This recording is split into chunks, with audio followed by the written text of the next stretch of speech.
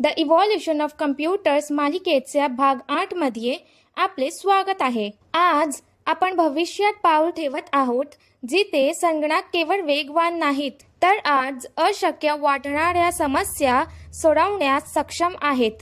6व्या पिढीतील संगणकांच्या जगात आपले स्वागत आहे.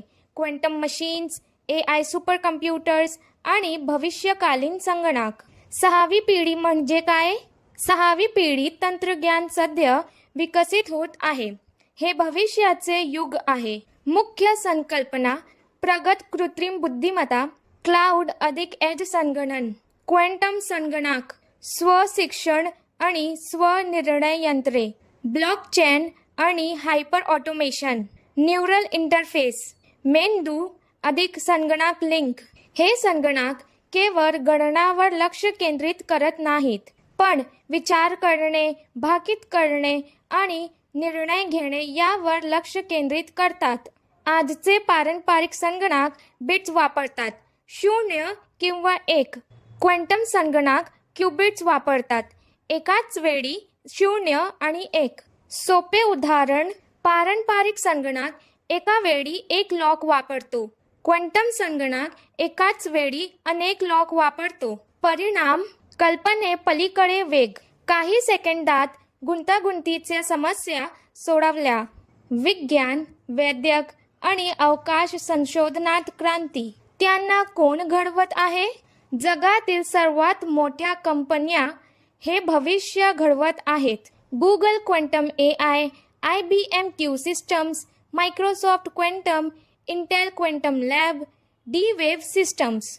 जागतिक शर्यतीतील देश: अमेरिका, चीन, जपान, भारत. संशोधन आणि विकास. भविष्यातील अनुप्रयोग: क्वांटम संचालित जग असे दिसू शकते.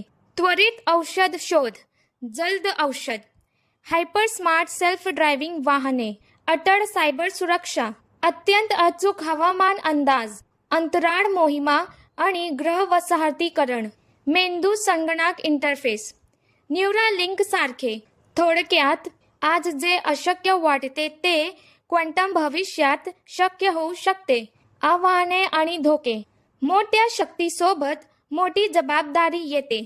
अत्यंत महागडे तंत्रज्ञान, अत्यंत कमी तापमानाच्या शीतकरण प्रणालींची आवश्यकता, विशेष वातावरणाची आवश्यकता, सायबर सुरक्षा धोका, सध्याचे एन्क्रिप्शन खंडित होऊ शकते. नैतिक चिंता: AIचा गैरवापर, गोपनीयता, नियंत्रण. भविष्य उज्ज्वल आहे, परंतु काळजीपूर्वक नियोजन करणे आवश्यक आहे. तर मित्रांनो, 6वी पिढी फार दूर नाही, ती सध्या विकसित होत आहे आणि ज्याला हे तंत्रज्ञान समजते तो भविष्याचा मालक असेल. भाग 9 मध्ये आपण याबद्दल जाणून घेऊ. सुपर कम्प्युटर आणि उच्च कार्यक्षमता संगणन. जगातील सर्वात वेगवान संगणक कसे कार्य करतात? लाईक करा, शेअर करा, टिप्पणी द्या आणि मला सांगा, क्वांटम संगणकांची संकल्पना तुम्हाला रोमांचक वाटते की भीतीदायक वाटते? भाग 9 मध्ये भेटूया.